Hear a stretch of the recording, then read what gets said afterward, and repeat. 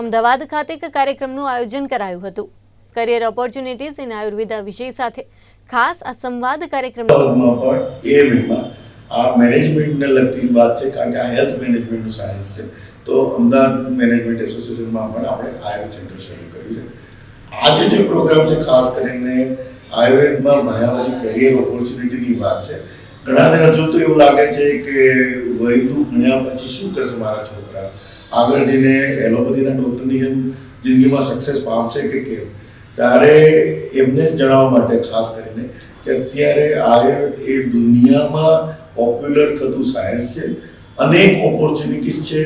આયુર્વેદ ભણ્યા પછી વૈદકની પ્રેક્ટિસ કરી શકાય એ તો એકમાત્ર છે। એ ઉપરાંતની ઘણી બધી પ્રેક્ટિસ છે કે જેમાં દવાઓ બનાવવાથી માંડી, માર્કેટિંગથી માંડી અને હેલ્થને લગતી, જેમાં રસોઈની વાત આવી ગઈ, દવાઓની વાત આવી ગઈ, હર્બ્સની વાત આવી ગઈ, ફાર્મિંગની વાત આવી ગઈ, અનેક ફિલ્ડ ખુલે છે આયુર્વેદ ભણ્યા પછી। તો આયુર્વેદના છોકરાઓ માટે આયુર્વેદના અભ્યાસ પછી પોસ્ટ ગ્રેજ્યુએશન અને માસ્ટર્સ કર્યા પછી પણ દુનિયાભરમાં ઓપોર્ચ્યુનિટીઝ ખુલી રહી છે। ભારત ઉપરાંત ઘણા બધા દેશોએ હવે આયુર્વેદને માન્યતા આપવા માંડી છે, સત્તાવાર માન્યતા મળતી રહી છે અને હવે બીજા દેશોમાં પણ આયુર્વેદની પ્રેક્ટિસ કરવી શક્ય બની છે।